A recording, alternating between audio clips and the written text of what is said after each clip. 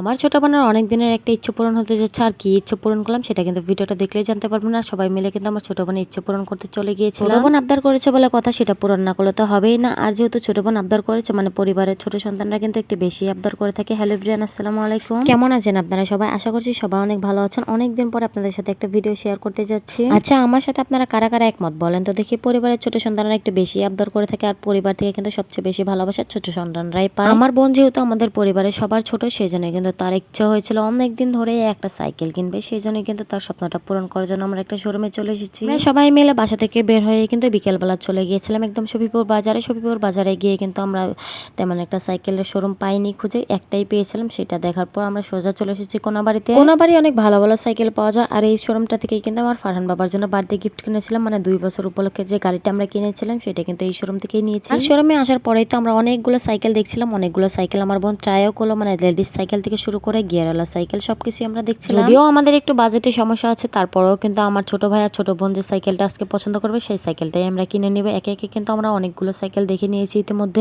আমরা অনেকজন মিলে এসেছি, সেই জন্য সাইকেল একজনের পছন্দ হলো আর একজনের পছন্দ হয় না। আর আমার ছোট বোনের জন্য কি সাইকেল কিনবো, দেখেন আমার ফারহান বাবার অবস্থা। বাবা তো বুঝতেই পারছে না এখনো যে তার খালামনির জন্য আমরা সাইকেল কিনতে এসেছি, তাকে কোনো গাড়ি কিনে দেওয়া হবে না। ফারহান বাবার অলরেডি একটা গাড়ি বাড়িতে আছে, তারপরও দেখেন ফারহান বাবা গাড়ি কেনার জন্য কেমন বায়না করছিল। ফারহান বাবা সাইড থেকে একটা গাড়ি বের করে আমাকে টেনে নিয়ে বলছিল গাড়িটা যেন আমি বাইরে বের করে দিই, সেই জন্য দেখেন কিরকম কান্নাকাটি শুরু করে দিয়েছিল। ফারহান বাবার এই শোরুমের ভিতরে চিল্লাচিল্লি দেখে তো আমার বেহুশ হয়ে যাওয়ার অবস্থা। আর ইতিমধ্যে কিন্তু ফাইনালি আমাদের একটা গাড়ি পছন্দ হয়ে গেছে, যদিও এই গাড়িটা আমাদের একটু বাজেটের ঊর্ধ্বে চলে গেছে। এই সাইকেলটা আমাদের সবার অনেক বেশি পছন্দ হয়েছে, মানে বিশেষ করে আমার ছোট ভাই আর ফারহানের বাবা আর আমার ছোট বোনেরও কিন্তু অনেক বেশি পছন্দ হয়েছে। আমার মাঝে বাজেটটা নিয়ে এসেছিল, সেই বাজেটটা যেহেতু ক্রস করে গেছে সেই জন্য কিন্তু আমাদের সবার কাছে যা টাকা পয়সা ছিল সবকিছু দিয়ে কিন্তু তারপরে এখানে সাইকেলের বিলটা পে করা হচ্ছে। দেখেন আমার ছোট ভাই কিন্তু তার নিজের হাতে সাইকেলের বিলটা পে করছিল, আর আমার মায়ে যে দেখেন এখানে দাঁড়িয়ে আছে। আর আমার বোন তো একদম মহা খুশি। আমার ছেলেকে কোথাও নিয়ে যাওয়ার পরে তার যে অবস্থা হয় সেগুলো দেখলে আপনারা শুধু হাসতেই থাকবেন। দেখেন কি একটা অবস্থা, মানে পুরোনো একটা সাইকেল এখানে কে যেন তালা মেরে রেখেছে, সেটাই নিয়ে যাবে। অন্যদিকে শোরুমের লোকজন আমাদের সাইকেলটা ঠিকঠাক করে দিচ্ছিল, মানে সাইকেলের হাওয়াটাও সবকিছু ঠিকঠাক আছে কিনা সেই সমস্ত কিছু দেওয়ার পর আমার ছোট ভাই কিন্তু একটু ট্রায়াল দিয়ে দেখছিল, মানে চালাতে কেমন লাগে। দেখেন আমার বোনের অবস্থা, সে মনে হয় কোনাবাড়ি থেকেই পারলে সাইকেল চালিয়ে চালিয়ে বাসায় নিয়ে যায়, কিন্তু আমার বোন এখন একদম পাকা ড্রাইভার না, মানে একদম পাকাপাকি চালাতে পারে না। খালাতো বোনের সাইকেল দিয়ে জাস্ট 2-1 দিন ট্রাই করেছে চালানোর জন্য, এখনো পুরোপুরি পারে না, মানে বাড়িতে যেয়ে পুরোপুরি সাইকেল চালানো তার শিখতে হবে। সাইকেলটা পেয়ে কিন্তু আমার ছোট বোন একদম মহা খুশি। আর আমার ছেলে এদিকে দেখেন মেকানিকের কাজও কিন্তু সে বাদ দিচ্ছে না। চান্স পেয়ে আমার ছেলেটা সাইকেলের মেকানিকের কাজও করাও শুরু করে দিয়েছে। আর অন্যদিকে কিন্তু আমাদের সাইকেলটা